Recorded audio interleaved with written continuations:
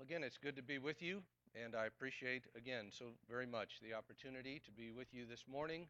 And throughout this week, I have enjoyed my time with you immensely and getting to know many of you, and I've appreciated your encouraging words, and I hope that our time together has been spent well, that you have profited from something that we have shared together. And if you can say that that has happened, then I'll be happy and think that our work together has been a success. If you have your Bible and would turn to 2 Kings chapter 5, 2 Kings chapter 5, we will talk about what Naaman found out. What Naaman found out. We start in 2 Kings chapter 5, and there is a problem. We're told about Naaman in verse 1.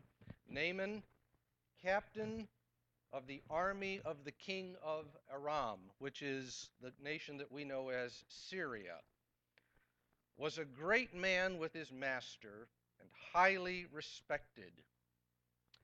And by the way, when it says he was captain of the army, it doesn't mean he was a captain in the army. He was what we would call the five-star general. He was the commander-in-chief of the military. He was the top military man in Syria. His master, the king, highly respected him. And we are told in verse 1 that by Naaman the Lord had given victory to Syria. Kind of like what Habakkuk would later wrestle with. God had been giving the enemy strength and victory because God was using Syria to get Israel's attention. And so Naaman is used to success. He has risen to the very height of the position that his society afforded him. Really, the only other step on the ladder that he had not climbed was to become king, and he probably wasn't going to be that. So he was as high as he could go in the world in which he lived. And on top of that, he was a valiant warrior. The ancients lived in a culture in which that was pretty important, in which honor was won on the battlefield. And Naaman had proved himself to be kind of a national hero. The last 5 words of verse 1 say, "But he was a leper." And here is the problem. Naaman is going to lose everything. The ancients, of course, did not understand disease the way we do, but they did understand that leprosy was contagious and that leprosy was fatal. And so it is determined that Naaman has leprosy. He is unclean, although I'm not sure if the Syrians would have described him necessarily that way, but you know what I'm saying, that he's got this dreaded disease that is communicable, and now he cannot be around other healthy, normal people. And slowly but surely it dawned on Naaman and his family that things are going to have to change. He's going to have to move out of his house. He's no longer going to be able to hug his wife in the morning and to hug his children when he sees them because they might catch this dreaded disease. And he cannot be around other men. He certainly cannot be around the military. And as his disease takes him further and farther, he's going to lose his physical abilities. He's not going to be a great warrior and a valiant warrior anymore. He's going to lose his job. And really the only place that he is going to be able to live is in a leper colony with other lepers. They're going to be his only friends from now on. And leprosy was like kind of a living death. It was the closest thing to being dead without being dead that the ancients knew, because like a corpse, you became rotten, you became unclean, and other people could not associate with you. The only people that you could be around were people who had this same horrible condition. But it's even worse than that. It's not just a physical problem. Because you see, in the ancient world, the ancients believed that if you contracted leprosy, that God was punishing you. That one of the gods in Syria was angry at him, and therefore he was cursed. That this was a sign to everybody else in his society that he was not really a good man at all, that the gods had looked at this man and cursed him because he had done something horrible. And the secret is now going to be out, that this man who looked so good and so great is really considered by the gods to be a vile sinner. And not only is he going to have the stigma of being cursed with this disease, but to a certain extent, his family is going to bear that stigma as well. From now on, the family of Naaman is going to be known as the family of the man who has leprosy, with all of the hardship that goes with that. And so I hope you can understand the plight that Naaman is in. He was at the very pinnacle of his life. He had achieved all that a man could achieve in the society and country in which he lived. And now he was going to lose every bit of it. His family, his job, his honor, his status, everything that he could have, everything that was important, it was going to be taken away from him. He went from the very top to the very bottom. And to add insult to injury, it's not like he has a disease that's going to kill him in a week or in a month. He's going to live with this probably for several years before it just slowly and very painfully kills him. The Bible is silent about the conversations that took place in the household of Naaman, the tears that were shed, and the days and nights where people just kind of avoided talking to each other because they didn't know what to say. But we're told in verse 2 that the Syrians had gone out in bands and had conducted some raids against some cities and villages in Israel, and they had taken captive a little girl from the land of Israel, and she wound up being the servant, kind of the mistress, the household mistress of Naaman's wife. And they're talking one day, and the little girl hears the conversation. She knows what's going on, and she just kind of thinks out loud one day and says, "Oh, I wish that my master were with the prophet who's in Samaria. Then he would cure him of his leprosy." She says that to Mrs. Naaman. And she looks at the little girl and says, "Say that again. Did I just hear you right? Did you say that you know somebody in the land of Israel that can cure leprosy? Is that what you're saying?" She said, "Yeah. Well, there's a man down there in Israel that can do that. I wish we were down there, but here we are stuck up here in Syria." And so there's a little dot you have to connect here in verse 5. Naaman goes and tells his master. So Naaman's wife comes and says, "Hey, this little girl says that she knows of a way out." And you can imagine what happened. Naaman comes to her, "I want you to tell me exactly what you told my wife. Tell me, don't play games with me." And so she repeats the story, and his eyes become bright. Maybe there's a way out of this horrible fate that is now upon him. And so he went in and told his master, verse 5, who would be the king of Israel, who would be King Jehoram, who is also known as Joram. He is the son of King Ahab. Now you have to know that because it's important. You remember Ahab married Jezebel. Ahab and Jezebel were the worst, most rotten king and queen pair that Israel ever had. They cared nothing for God. As a matter of fact, they despised God, and they despised God's prophets. And we are told that the apple, of course, never falls far from the tree. Jehoram was pretty much just like his father. He really didn't care anything about God. He just wanted to be king and do what kings do, but God was not on his radar. So the news comes that there may be a solution, that maybe this terrible fate can be avoided. The little slave girl knows about the prophet of God, but here's the next problem. The prophet of God is in the land of the enemy. And Naaman, who probably now has the visible signs of leprosy on him, that's probably how he got diagnosed in the first place, cannot just walk into the land of Israel and say, I'm looking for your prophet that fixes this. That's the land of the enemy. And so some kind of arrangement is going to have to be made to get him into the land of the enemy safely. Well, he goes to the king of Syria, and the king of Syria says, well, I'm going to send a letter to the king of Israel, King Jehoram, and I'll fix this up for you. And we're going to send you down there with a ton of money to sweeten the deal. Because normally the king of Israel might think that, well, I don't really care to do business with anything with the king of Syria, but if I send him a present, maybe this will loosen him up a little bit.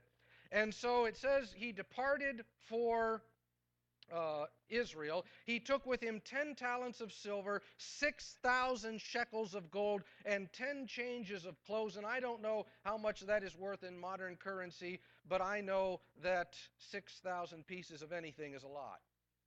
It's a lot of money here. And he brought the letter to the king of Israel, and saying, now as this letter comes to you, behold, I have sent Naaman my servant to you, that you may cure him of his leprosy. Now, you have to understand how the king of Syria is thinking here. In Syria, the king is the king of everything.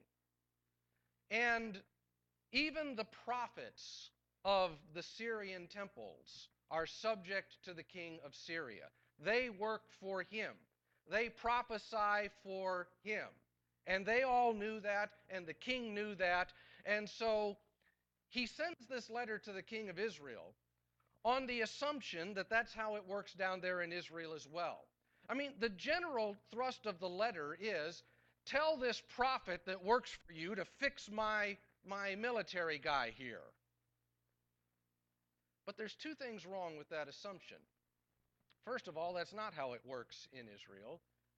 Elisha, the prophet, does not work for the king of Israel. He does not prophesy to the pleasure and to the goodwill of the king of Israel. But there's an even greater problem, and that is that the king of Israel is King Joram, who doesn't care for God at all. I'm not even sure, as I read the narrative in 2 Kings, that Joram really knows who Elisha is. Just a couple chapters before this, we find that Elisha had been living with the Shunammite woman, and in verse 38 of the previous chapter, he returned to Gilgal when there was a famine in the land. But I don't really see that King Jehoram knew a whole lot about Elisha. And so the letter comes to the king of Israel. He read the letter and he tears his garments, which is a sign of mourning and distress.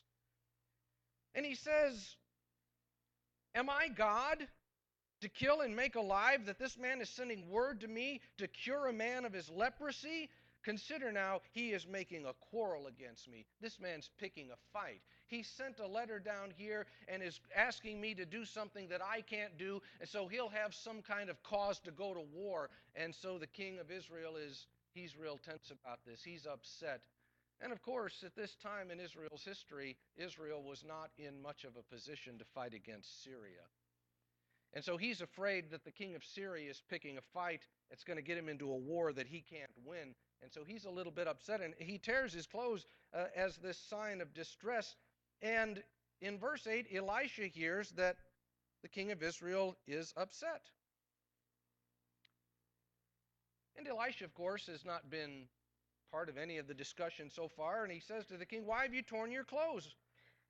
If there's a man that needs to be healed of something, send him to me. Let him come to me, and he will know that there is a prophet in Israel. And so the inquiries are made. Finally, Elisha is brought into the picture, and it is at this point that Naaman begins to learn some things. We said the other night in our study of Jacob that every story of God encountering somebody in the Old Testament is a pattern, an illustration, or a paradigm, or a type of how God deals with us, of how God deals with all people, but especially in the Messianic age. And I believe that that is true of this story as well. I think there is something about this story that has to do with the theme of this lectureship, the message of salvation. This story says something to you and me and how we deal with God. And it's in that vein that I'd like for us to notice what it is that Naaman found out. You recall as the story goes on, in verse 9, Naaman came with his horses and his chariots and stood at the doorway of the house of Elisha. And I really don't know exactly what Naaman was thinking at this point. Is he thinking that, well, if I make a big display, I'll be sitting on my horse with all of my commanders and my sergeants and captains and so forth, and Elisha will see that, and he's bound to have respect for me. He's going to know that I'm somebody great, and he'll just come out and do what I say. Was he thinking that? I don't know. Maybe he was thinking something else, but whatever it was, he came to the house where Elisha is staying. And I imagine there are a few words exchanged. Maybe he hollers out, is the prophet in there? I'm looking for the prophet of God. I'm the one that the king was talking about. And it says in verse 10 that Elisha wouldn't even get up and go outside. He sent a messenger to him. And the messenger comes to this great man of Syria and says, yeah, Elisha's in. He can't come out and see you right now. But he did tell me to give you this message. Go jump in the Jordan River. Dip yourself there 7 times, and everything will be fine. And the servant starts to walk away, and Naaman says, wait, stop. No, you don't just deliver a message like that and walk away. Naaman, it says in verse 11, was furious. And I imagine there was a little bit of an exchange. Tell your master to get out here. So, he's not coming out here, but that's the message. Is there anything else that he... No, that's all that he said. And it's over, and Naaman says, I can't believe it. I cannot believe it. I'm being treated this way. Verse 11, I thought that he will come out to me and stand and call on the name of the Lord his God and wave his hand over the place and cure the leper. That's what I thought was going to happen.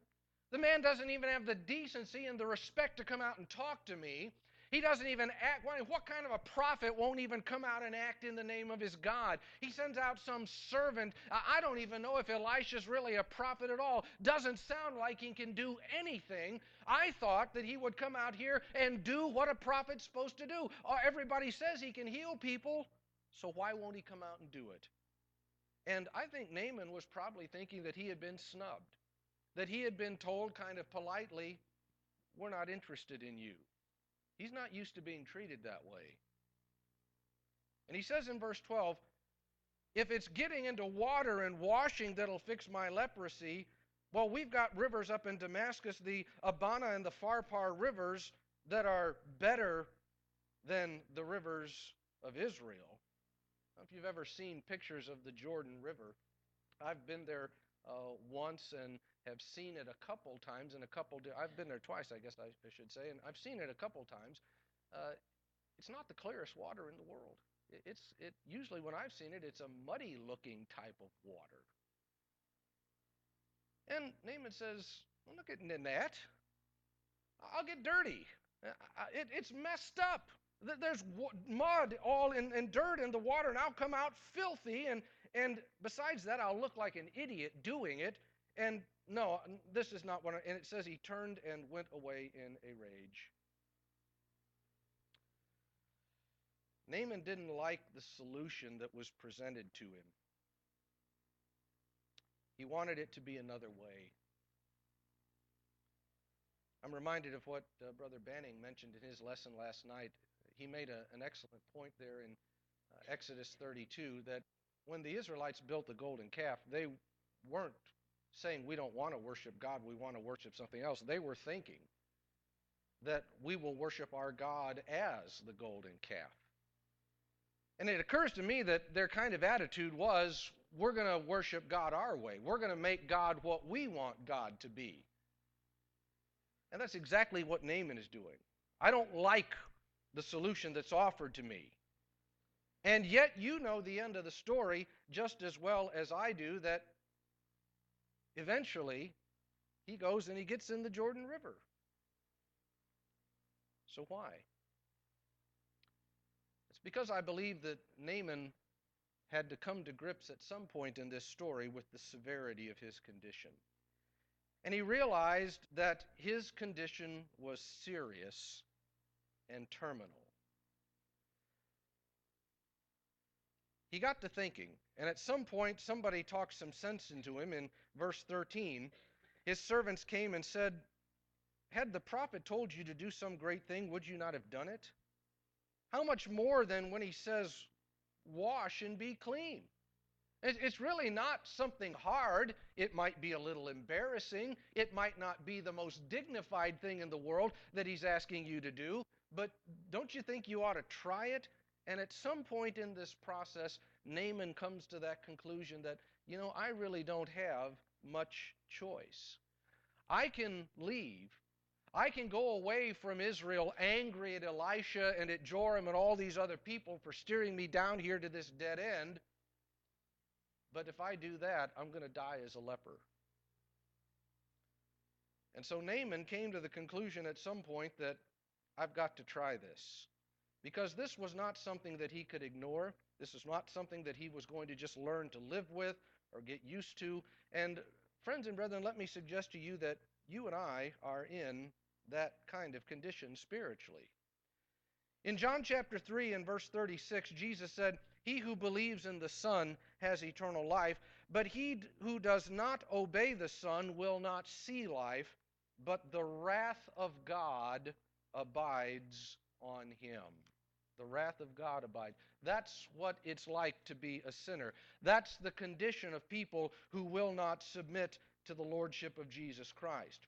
In Colossians chapter 2 and in Colossians chapter 3 and in verse 6, it is because of these things, the things mentioned in verse 5, the immorality, the impurity, the passion, the evil desire, the greed, it is because of these things that the wrath of God will come upon the sons of disobedience. And in 1 Thessalonians, just a page over in your Bible, chapter 1 and verse 10, Paul says that we are waiting for his Son from heaven, whom he has raised from the dead, that is Jesus, who rescues us from the wrath to come. The Bible picture is clear that those who will not submit to Jesus and become his disciple and take him into themselves, that they have nothing to look forward to but the wrath of God. And it's not a pleasant message. Brother Benning spoke about that at the very first lesson of our lectureship, an unpopular and unpleasant message that people don't like to hear. Even today, people don't like to hear it. Don't tell me I'm a sinner. Don't put this guilt trip on me. Well, I'm sorry you don't like it, but it's the truth. The fact is that if you're not right with God, you face the wrath of God, and there is no way out of that. Paul uses the word helpless in Romans chapter 5, which really communicates the idea of the situation. Paul there in Romans 5 says in verse 6 that while we were still helpless at the right time, Christ died for the ungodly. And he says in verse 7 that one will hardly die for a righteous man. For the good man, someone would dare even to die. But when God looked at us, he didn't see righteous people and he didn't see good people. Paul says in verse 8 that while we were sinners, Christ died for us. Sinners who had nothing but the wrath of God coming to us, and that God loved us. And even when we were dead in our sins and trespasses, as Paul says in Ephesians 2, that God has now made us alive in Christ Jesus. We've got to realize the severity of our condition. And that's, I guess, the difficult thing. A lot of people today just don't want to come to grips with the severity of the situation. But there is no salvation without that. Brother Owen alluded to this in his lesson last night, and if you've ever read the book of Romans, you remember how it starts. Paul says the Gentiles are sinners and the Jews are sinners, and now let me talk to you about the gospel. You got to understand that you're a sinner before we can talk about the gospel. And Naaman had to realize that I'm in a mess that I can't get out of. But there's a second thing that Naaman learned, and that is that there is only one way to be cured. There's God's way, and that's it. There's not a plan B. There's not another option. No other alternatives were open. And as a matter of fact, it had become very clear in the previous part of this story that the regular channels and methods of getting things done were absolutely useless. The king of Syria couldn't do anything about it. He writes a letter down there to the king of Israel, and he can't do anything about it. All the people who had power and privilege in their day, they couldn't do anything about it. And Naaman slowly comes to the realization that this is my only hope. This is my only choice.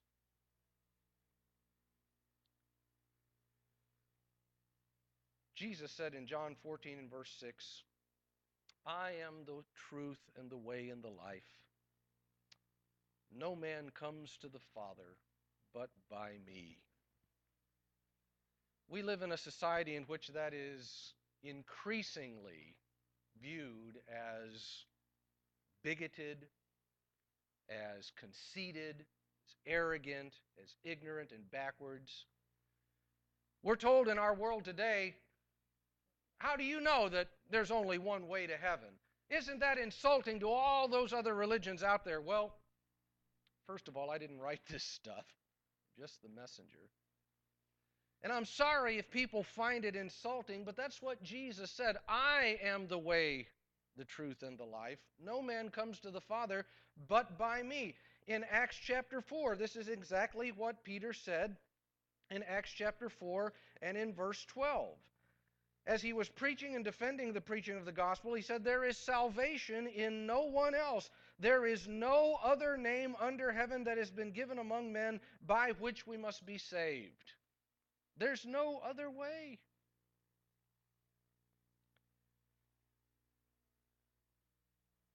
Brother Banning talked in his lesson last night about people who are church shopping. And there are also people who are doing more than church shopping. They're kind of religion shopping as well. And they're looking for a place that will cater to them. Yeah. I want all the benefits of salvation. I want to know that I'm going to heaven when I die, but I don't want to have to go to church all the time. And I don't want to have to give up my drinking or the things like that I like to do. And I don't want some preacher or some Bible class teacher telling me about divorce or those kinds of things. I want to be able to do those things the way I want, but I want all the benefits. And that's exactly what Naaman was like. I want to be cured of my leprosy, but I want to do it my way. And what Naaman found out is that's not how this works. That God is offering to us a way of salvation, and it's the only way that is being offered. And if you don't take that one, there is none other. And if I may be so bold, this is not something that just applies to people on the outside, because my fear, brethren, is sometimes we get ourselves to thinking like Naaman. Well, yeah, I'm pretty much a Christian. I'm 90%, I'm 95, 99% a Christian. But if we were to be just real honest about it, haven't we at some places in our lives drawn some lines that we ask God not to cross? I'll be faithful, Lord, but I still want to do this too. And I'll be yours and I'll be a member of your church, Lord, but don't ask me to give this up over here because I really like doing that. And friends, it comes all or nothing. God says it's my way or it's no way. And we either accept it or we reject it. But that brings us to a third point as we're moving on here, and that is that Naaman found out about humility before God. There is no rescue from the situation without humility before God. And as we noted, the proposed solution to Naaman's problem seemed humiliating, and Naaman complained loudly about it. But this is the way God works. God says, if you want to be cured, Naaman, you're going to have to wrap your mind around the fact that it's what I say and not what you say. And that requires humility on our part. Humility, if it is genuine, will translate into obedience into the Word of God. Isn't that what Elisha was trying to say in verse 8? Let him come to me, and he will know that there is a prophet in Israel. I've got the word that he needs to hear. The king doesn't have it. I've got it, though, Elisha says. The question at that point and from then on in the narrative was, what was Naaman's reaction going to be to the word of God, the word of the prophet? And Naaman had to humble himself. It says in verse 14, so he went down. And I don't know how long Naaman thought about it. I would kind of have been interested to have seen the look on his face as he finally came to the conclusion that, well, I guess I'm going to have to do this. I guess there's no other way out. But he was learning what it's like to have a relationship with God. You remember in the book of Micah, the prophet there was complaining about the people of his own day and how those people were not doing what God wanted them to do. They had gotten so far back that Micah had to kind of take them back to the basics. In verse 8 of chapter 6, he says, He has told you, O man, what is good. What does the Lord require of you? But to do justice, to love kindness, and to walk humbly with your God. That's what God was looking for, not only in this man, but in all of his servants. Peter tells us, therefore, in 1 Peter chapter 5, that if we will humble ourselves under the hand of God, that the Lord will exalt us. Cast all your anxiety on him. He says, humble yourselves under the mighty hand of God, that he may exalt you at the proper time. Humility. But the last thing that Naaman learned, as our time is running out this morning, is that something we've been touching on in many of the lessons this week, and that is that faith is required. Because, as we noted in our lesson yesterday, God's way is not man's way, as God said through the prophet Isaiah. And that's really the thing that Naaman didn't like, the fact that God's way and man's way were different. It doesn't make sense what God said to Naaman. Go jump in the Jordan River. Get into that muddy, dirty water. Dip yourself 7 times and you'll be clean. Has anybody else done that? Not that I know of. Has any other leper in Israel been cleansed that way? Not that I know of. Well, how do you know it's going to work for me? Well, because God said it would. And you got to have to say to yourself, well, I'm going to trust what God says. Because sometimes what God tells us to do is not strictly rational. You remember the story that we looked at the other day when God says to Abraham, go kill Isaac. That wasn't a rational thing to ask Abram to do. God doesn't always lead us in the ways that would make sense to us. And Paul says that that's exactly the way God is dealing with the world today when it comes to the gospel of Jesus Christ. In 1 Corinthians chapter 1, starting in verse 19, God says, I will destroy the wisdom of the wise, and the cleverness of the clever I will set aside. Where is the wise man? Where is the scribe? Where is the debater of this age? Has not God made foolish the wisdom of the world? Since in the wisdom of God, the world through its wisdom did not come to know God, God is well pleased through the foolishness of the message preached to save those who believe. That is exactly where Naaman was. The foolishness of the word that had come to him. I'm sure Naaman thought, that is the dumbest thing I've ever heard, Elisha. That is the dumbest thing I've ever heard. Go get in the Jordan River. And you can hear him in the text as he struggles with it. If it's water, there are better rivers. Why? What is it about that one? Well, it doesn't make sense. But he was learning, as you and I have to learn, that we just have to trust that God's way is the right way. Like Paul said, that we walk by faith and not by sight. We live in a world where our way of life doesn't make sense to a lot of people. You know, the world's way is to be aggressive, kind of like we talked about Jacob the other night, to grab the bull by the horns and take for yourself. And we live in a world where if you'll be mean enough and aggressive enough and greedy enough, that you can probably get to be pretty successful according to the world's standards.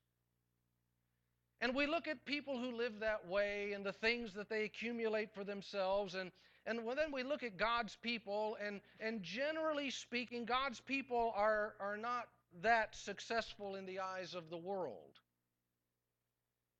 And the world looks at that and says, ha, you must not have much of a God. We're the ones with all the money and the power and the position. You people are the poor ones and the ones without respect. And sometimes God's people say, well, why does it have to be that way?